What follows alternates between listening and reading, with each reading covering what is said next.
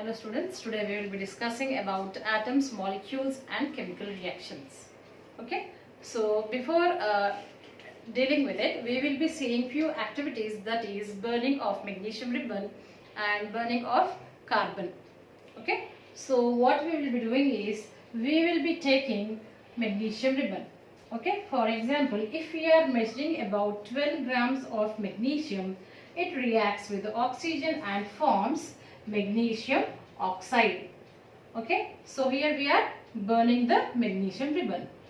So we know that burning takes place in the presence of oxygen. Okay, so when we are taking 12 grams of magnesium and burning, we will be getting about 20 grams of magnesium oxide. Okay, so how is this becoming 12 grams is becoming 20 grams? So it is because of the reaction with oxygen. Okay, here oxygen is being reacted with magnesium to form magnesium oxide. So when we are starting with 12 grams, we are going to get 20 grams. Okay, and similarly, if we take carbon and if we heat it or if we burn it, so what happens? Finally, we will not be getting anything. So what happens is, carbon dioxide is a gas. Okay, magnesium oxide is an ash. Okay, carbon dioxide is a gas. It will be all evaporated into the air. So these are the two different changes. What we are seeing is, here we are starting with some amount of substance, but finally we are getting more weight than what we have taken. Okay, here what we are seeing is, we are taking carbon and heating it. Okay, so finally what happens? The carbon totally disappears. So what is happening? Carbon is totally getting converted into the gas, that is carbon dioxide. Okay, so these are the changes. So what is happening here is, mass is, from these two activities we can come to know that mass is neither created nor destroyed, but it is transformed from one form to the other. Okay, so here what is happening, when we are just burning the magnesium ribbon, oxygen present in the air is reacting with it and it is forming the more, it is giving us the ash which is having more weight. Okay, here what we are doing is, we are starting with some amount of substance, that is the carbon, and finally we are not getting anything at the end of the reaction. So what is, where is this carbon going? It is going into the atmosphere in the form of carbon dioxide.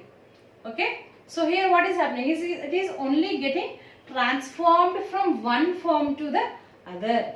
Okay, so from this we can say that mass is neither created nor destroyed, but it is only transformed from one state to the other.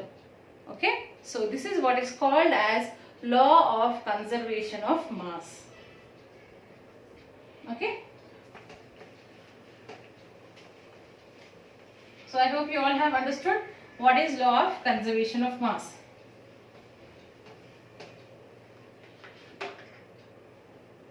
So another thing, another important law what we need to know is law of constant proportion. Okay, or law of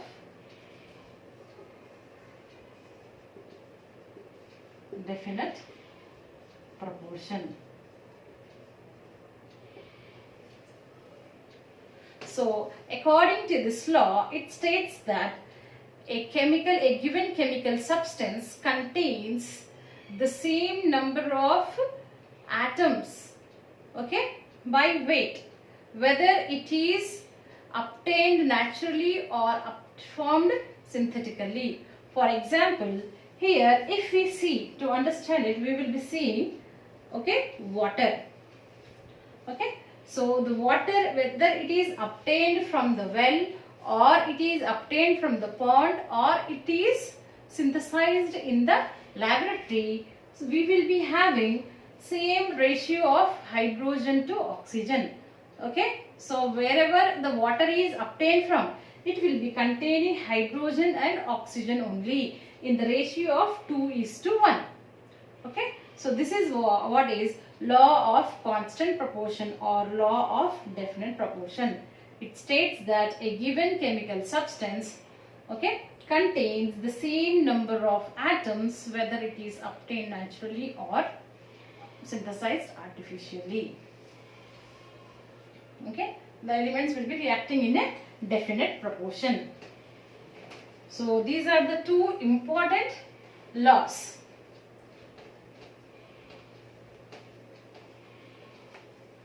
So after a careful observation and lot of studies, another scientist, that is John Dalton, he has proposed a theory called as Dalton's theory. Okay, according to this theory,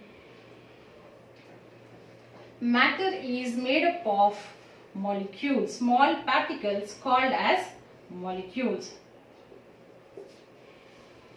made up of small, indivisible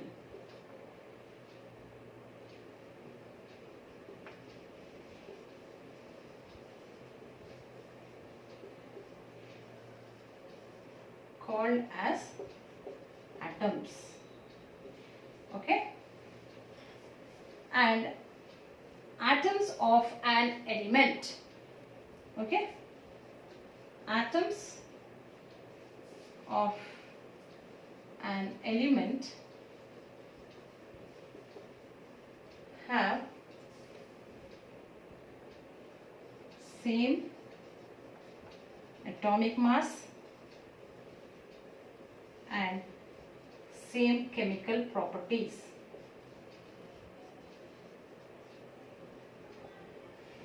Okay,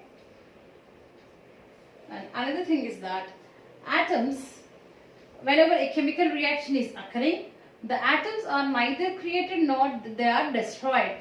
They are only reorganizing themselves. Okay, so during a chemical reaction, the atoms are rearranging themselves or reorganizing themselves to form the product. Okay, during a chemical reaction, the atoms reorganize themselves. Okay, reorganize themselves to form the product,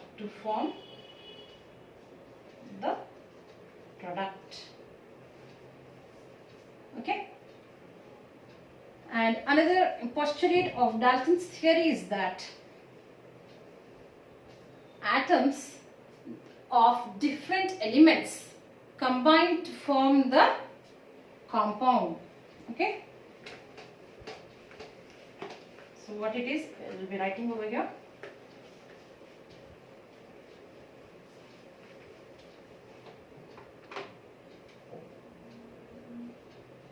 Atoms of different elements combine in specific whole number, ratio to form a compound. Okay, for example, you see here, hydrogen combines with oxygen and forms water, that is H2O. That means total of, to form water we need 2 parts of hydrogen combines with 1 part of oxygen, so we would be getting the water. Okay, so if the atoms, okay, another postulate is that if the atoms of different elements are combining in different ratios, then we would be getting different compounds. Okay,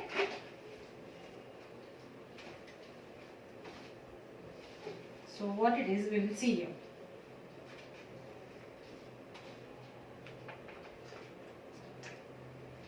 the atoms of different elements combine in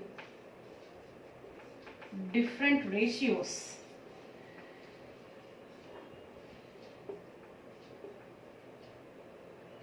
to form different compounds.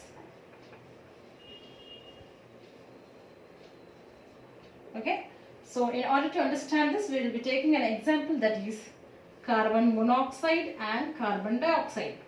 Okay, carbon monoxide and carbon dioxide, these are two different compounds with different properties, but they are made of the same type of elements, that is carbon and oxygen. Here also carbon and oxygen. In the case of carbon monoxide, there is 1:1 ratio of carbon and oxygen, whereas in the case of carbon dioxide, the ratio of carbon to oxygen is 1:2. One carbon reacts with two atoms of oxygen to form carbon dioxide. Okay, so once the elements are combining in different ratios, we would be getting different compounds. Okay, another example is H2O and H2O2. H2O is water. Okay, H2O2 is hydrogen peroxide. Okay, both these compounds are made up of hydrogen and oxygen only, but in the case of water, the ratio of hydrogen to oxygen is 2:1, whereas in the case of hydrogen peroxide, the ratio is 2:2, that is nothing but 1:1. When we are simplifying it, we will be getting 1:1.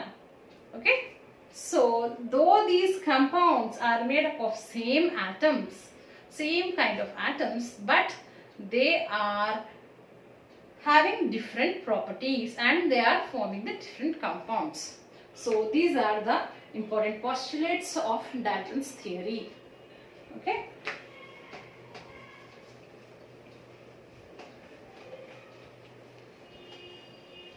So now we would be seeing what are atoms and what are molecules. Okay.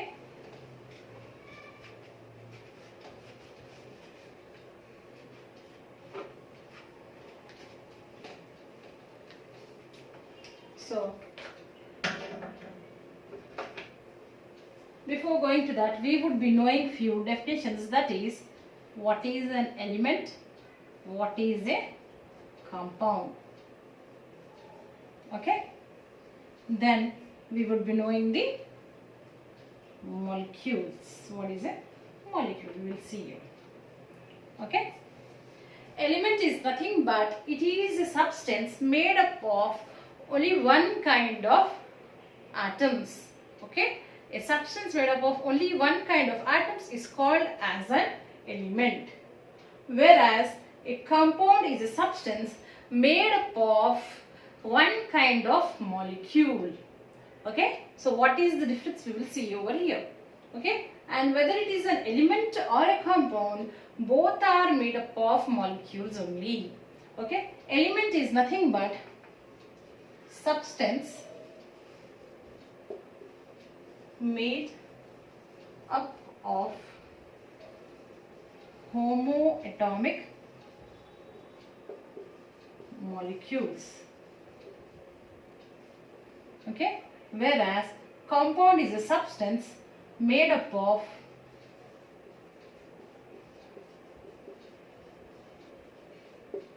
heteroatomic molecules. Okay, so what is a homoatomic molecule, what is a heteroatomic molecule, we will be seeing now. So homoatomic, the word homoatomic means made up of same kind of atoms. For example, it is H2, O2, Cl2, hydrogen, oxygen, chlorine, etc. Here the atoms are of same kind. Okay, so if the substance is made up of same kind of atoms, okay, we would say that it is an element. Whereas the substance made up of heteroatomic molecules, hetero means different. Okay, so the substance made up of different kind of molecules, different kinds of atoms present, that is called as a compound. For example, water, carbon dioxide, okay, hydrochloric acid, HCl. So here what do we see is whether it is any of the compound. It is made up of molecule only, but that molecule is made up of hydrogen and oxygen. Two hydrogen atoms are combining with one atom of oxygen to form one molecule of water. Okay, in this case carbon dioxide, one atom of carbon is combining with two atoms of oxygen to form one molecule of carbon dioxide. Okay, in this case one atom of hydrogen is combining with one atom of chlorine to form one molecule of hydrogen chloride. Okay, so this is the major difference between an element and a compound. Elements are made up of homoatomic molecules, whereas compounds are made up of heteroatomic molecules. Okay, so another important definition we would be seeing is what is a molecule. Molecule is nothing but two or more atoms, okay, of same kind or different kind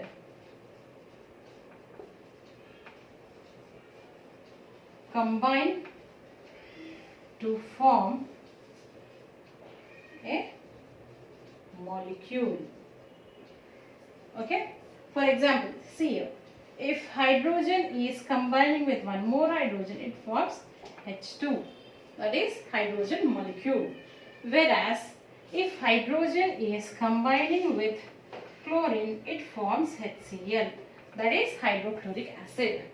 Okay, one thing what we need to know is these are the atoms which I am showing now, but these atoms, they do not have individual stability. So they cannot exist independently. So what is happening is these atoms are combining to form the molecules. Okay, this atom as well as this atom, they do not have independent existence. So what is happening? They are combining to form the molecule. So atoms are unstable, whereas molecules are stable. Okay, so this is the major difference between the atom and the molecule.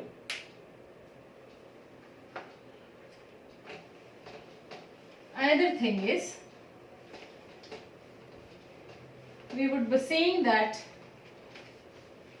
how are these atoms forming the molecules. Okay, in the previous class, in 8th class, you have already learned about metals and non-metals, right?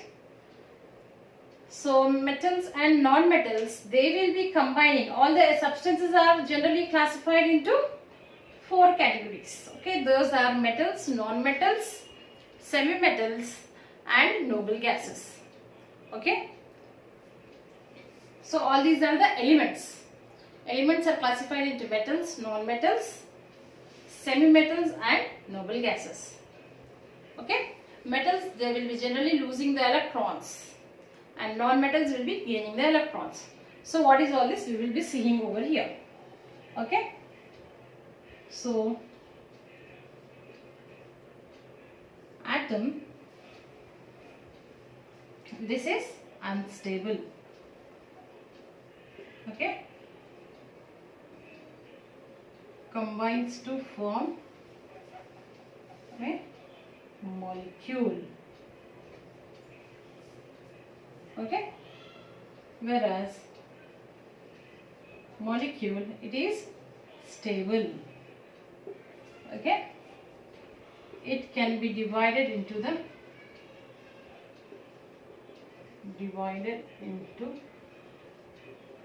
its constituent atoms. Okay. Now we would be seeing other thing, that is atomicity. Okay, atomicity of a molecule.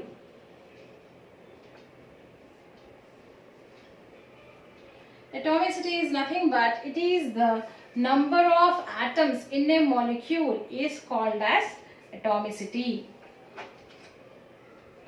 The number of atoms present in a molecule is called its atomicity. Okay, few examples we will be seeing. Ozone. Ozone is nothing but O3. So ozone is made up of 3 atoms of oxygen. So this is its atomicity is 3. And whether it is homoatomic or heteroatomic, it is homoatomic because all the 3 atoms are oxygen only. So it is homoatomic. Okay. Another example we would be seeing, that is sulfuric acid, H2SO4. So what is the atomicity of sulfuric acid? So let us count the number of atoms. So you see here we are having 2 hydrogens. Nothing means here it is 1 sulfur and 4 oxygen. So total how many atoms? 2 plus 1 plus 4, that is 7. So 7 is the atomicity of sulfuric acid. Okay, and whether is it homoatomic or heteroatomic? It is heteroatomic because it is made up of hydrogen, sulfur and oxygen. Okay, so this is about atomicity.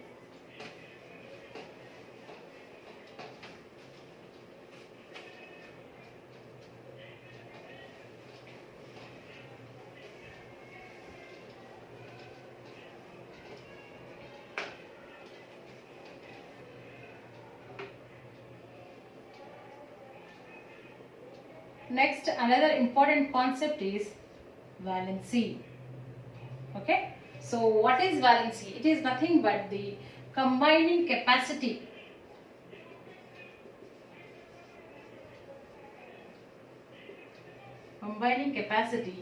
of an element, okay, is known as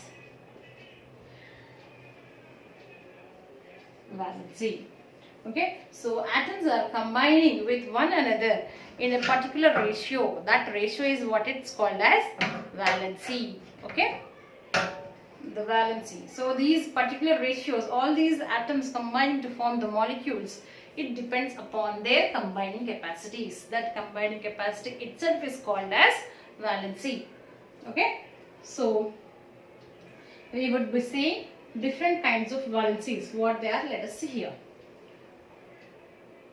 For example, the metals, they are all generally, they all lose the electrons. Okay, non-metals, they will be gaining the electrons. So again, if we see particularly, valency is of 2 types. Okay, that is electrovalency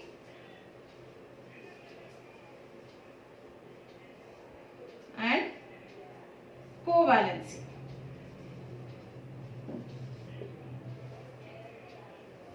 Electrovalency is nothing but the number of electrons lost or gained by the metal or non-metal respectively. Okay, so what does this mean? Electrons are lost by the metal, okay, or we can say that the electrons are gained by the non-metal. So how many ever the electrons are lost by the metal, that is called as its electrovalency. So the metals would be having an electrovalency of either 1, 2, 3. Okay, as well as the non-metals also, they have the electrovalency of 1, 2 and 3. Okay, electrovalencies are not beyond 3. That means maximum is up to 3 only. Okay. Next, coming to covalency. Covalency is nothing but it is the number of electrons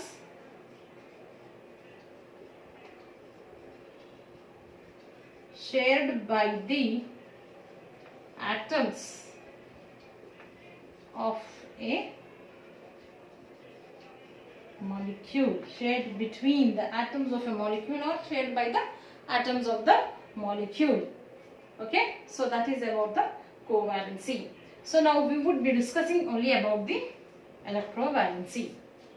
Okay, so what are these? Let us see here.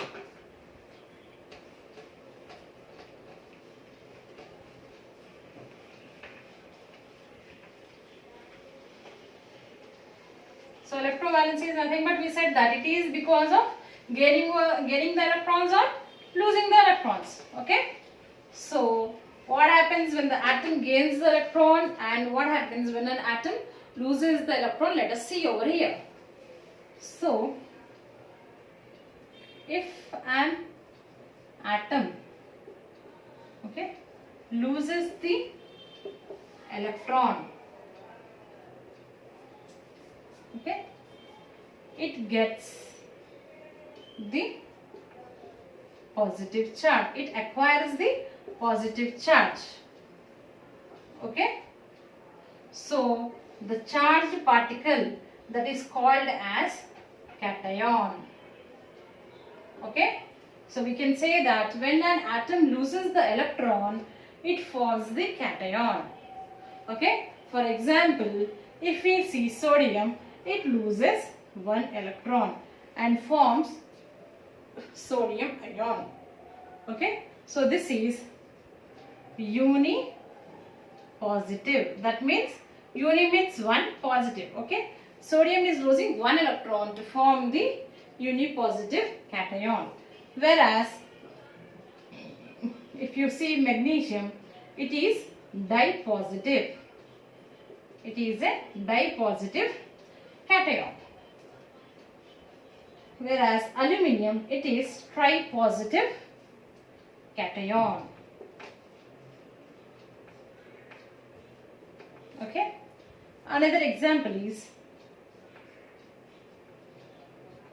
ammonium. Ammonium ion. This is NH4 plus is called as ammonium ion. Okay. So what is the difference between sodium, magnesium, aluminium ions and ammonium ion? Let us see over here. Here only one atom is carrying the charge. Here one atom is carrying the charge. Okay. So we call it as the simple ion. Okay, simple ion, that to which ion? It is a cation. Okay, simple cation. Cation is nothing but positively charged ion. This is also a simple ion. This is also a simple ion. Whereas in the case of ammonium, here how many atoms are there? Totally 5 atoms. That is 1 atom of nitrogen, 4 atoms of hydrogen. So total together 5 atoms are carrying only one charge. Okay, so this is called as polyatomic ion.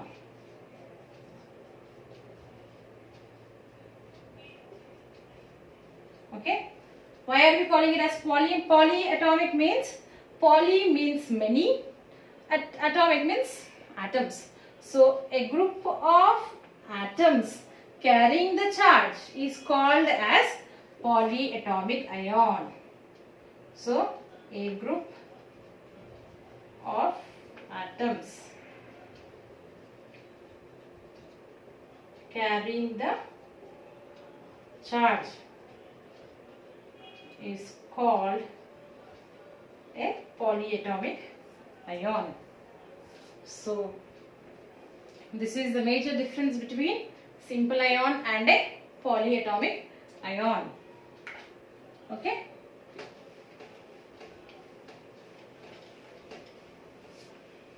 So another thing is that what happens if the atom gains the electron?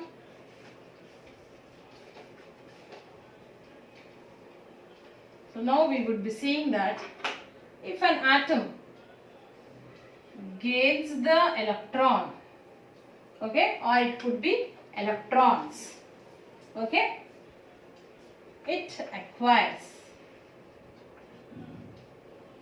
the negative charge, okay, and the negatively charged ion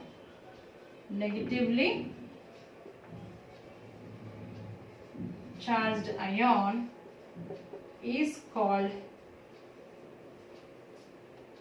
an anion. Okay, negatively charged ion is called as an anion. So how is an anion formed? When an atom gains the electrons, it forms an anion. Atom gains the electrons, anion is formed, and anion is negatively charged. Okay, for example, we will be seeing the fluoride ion. This is fluoride ion. Okay, this is oxide.